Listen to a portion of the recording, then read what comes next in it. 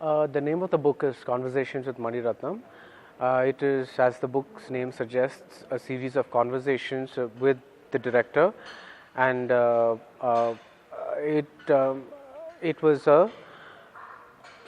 a set of conversations recorded over several months, and the book is divided into a number of chapters, and each chapter talks about a single film. So over a period of time, we captured different facets of filmmaking and different facets of filmmaking and different the things that went into the movie, and we went about trying to deconstruct the different films and see what was in them and things like that. Yeah, I'm a film critic. I've been writing about cinema for 10 years, and one of the reasons I chose to write about Mani Ratnam is because Penguin, my publisher, was trying to get me to write a book for a long time, and this was a subject that interested both of us. And I think what really interested me was, I'm very familiar with his work, both in Tamil and in Hindi, and I think that he is one of the most important filmmakers we have, simply because we don't have that many filmmakers straddling the mainstream genre anymore, who try to infuse the level of artistry into mainstream cinema. And that was there a lot more in earlier eras with people like Raj Kapoor and Guru Dutt and all that. But after some time, cinema split into two, and the people who really wanted to say things, who really had ideas, they went into the arty kind of mold, or what we try to call parallel cinema. And the others who worked within the mainstream were content doing, I'm not saying they did bad films, but they limited themselves to certain things. And Mani Ratnam is one of the last of those filmmakers from that era who still tries to do very different kind of mainstream films, and that's very interesting for me. So that was one of the main reasons I did the book. Very frankly, it was originally supposed to be a book of essays. Because he's in Chennai and I'm in Chennai, I went to tell him that such a book has been commissioned and I'm writing a book. And then he didn't seem very thrilled about it. And then he said, well, you like cinema and I like cinema, let's just talk and see what happens. So I thought, yes, I mean, this was interesting because that book of essays I could write anytime, but here he himself was saying that he'd like to talk about his films. So even so, the first couple of times I thought, after our sessions, I tried to write it in an essayistic kind of format, but then I found that his voice wasn't coming through as clearly as I wanted. And this was, after all, a book between two people. It has both my voice in it and his voice in it, and I thought that the conversational format was the best way to keep our voice. And we took a lot of trouble, or at least I took a lot of trouble, to make sure that people understood that this was a conversational book and not just a Q&A, and that this was, as much about my questions as about his answers, and it was rather a back and forth kind of thing. And I thought that this conversational format kept it best way, and we have had sterling books like that. We've had the Truffaut Hitchcock book, we've had the Walter Murch, Michael Ondaatje book, we've had the Billy Wilder, Cameron Crowe book. So these are, I mean, it's an established format when two people very serious about the medium have this conversation. So I thought that was a good way to go. Yeah, I have spoken a lot as well. In fact, one of the criticisms of the book from certain quarters was that, I keep yapping too much and don't let the director talk enough. But that was intentional because, it's still he's being asked. But one thing that you have to understand is that unless your question is really specific, you're not going to get a very specific answer from anybody, any creator. If you just ask him, what was it like to work on this movie, you're not going to get anything worth it. You have to go very, very deep into what exactly you want and try to extract that, and only then is he going to give you a specific answer, because otherwise you're only dealing with generics. And I wanted this to be a very, basically, if you wanted me to be very graphic about it, I wanted to basically take a drill and bore into a skull. That was the intent of the book, and that you can do only if you're very specific about the kind of questions you ask. So that's one of the things. Like I said, the book is divided into chapters based on each film. So yes, we did start talking about the first film and end with the last film. So that was a sequential progress that went. So I did have a rough outline of questions in mind, but that's just the starting point, because you never know where it's going to take you. When you have an interview, it's never good to be too rigid in these kind of things.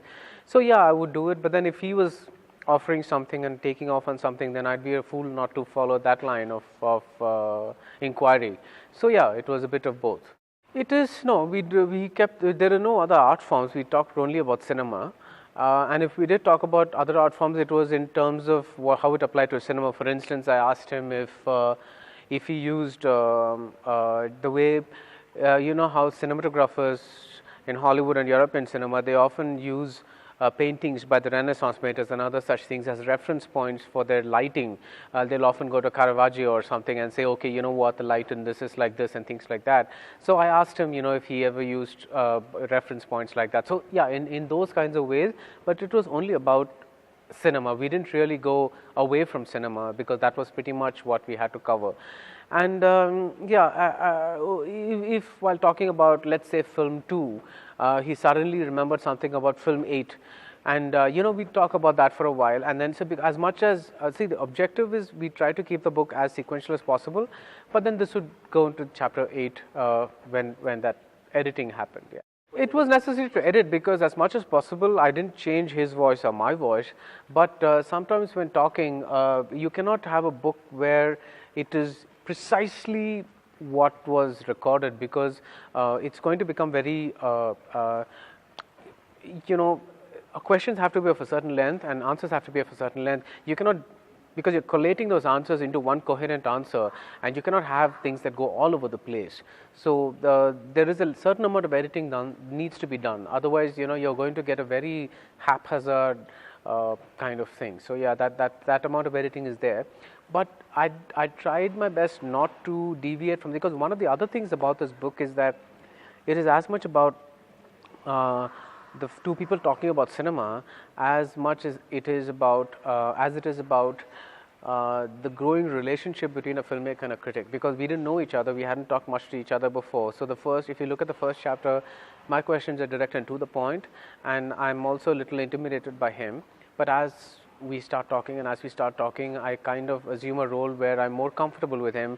I'm not afraid to ask him certain questions that could be seen as uncomplimentary and things like that. So that was that's another part of the book, the arc of this relationship between two people who often are not always on the same side while film is being discussed.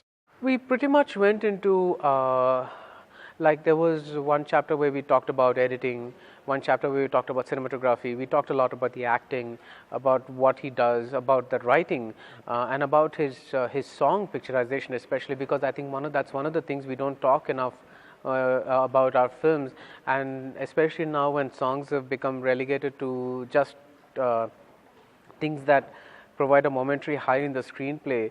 It's not, you know, it's very necessary to recognize the fact that the songs take off at a particular point and they land at a particular point in the narrative, and they're very much a continuous part of what is being told.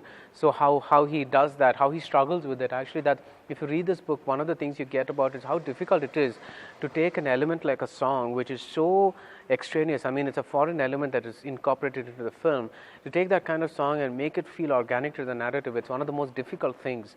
And you know, you can see how much he struggles with it. So we talked about that a lot, and we talked about the other things as well: art direction, set decoration, things like that.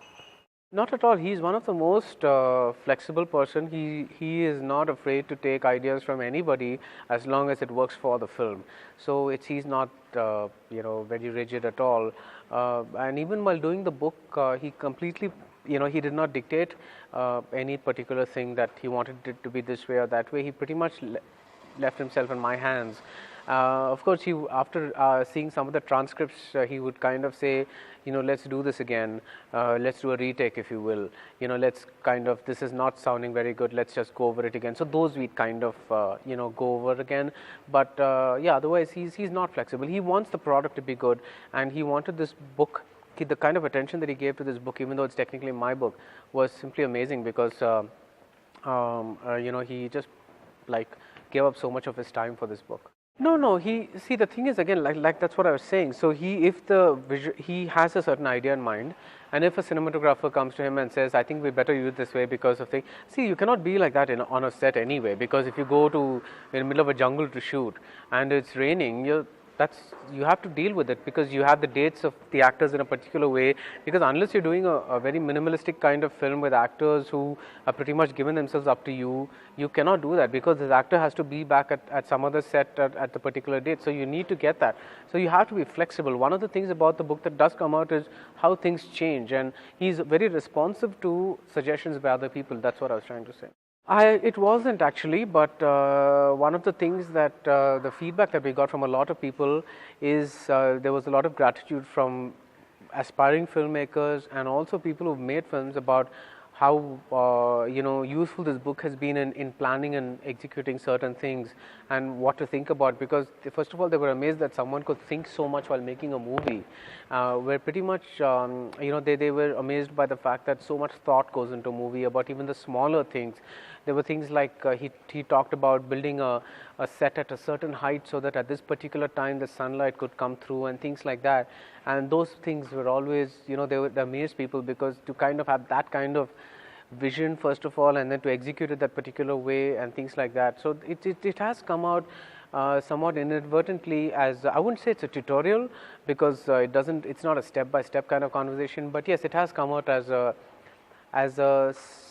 kind of a how-to book on certain things. Yeah, like I said, one of the things is that we live in an age where there's a lot of fragmentation in anything that we do. There are different audiences for different things, and there are people doing exclusively niche multiplex movies, and a movie that comes out, he's one of the last filmmakers who wants to capture everyone from age 6 to 60 and give them a cinematic experience that's full of song and dance and melodrama and also something with a bit of integrity, with a lot of integrity. It's that his, like I said in the book, in the introduction, his films may work or they may not work for you, but one thing that no one can deny is the kind of work that's gone into his films and the kind of integrity with which it's been done, because that there is only so much you have control over what the end product is, but he makes sure that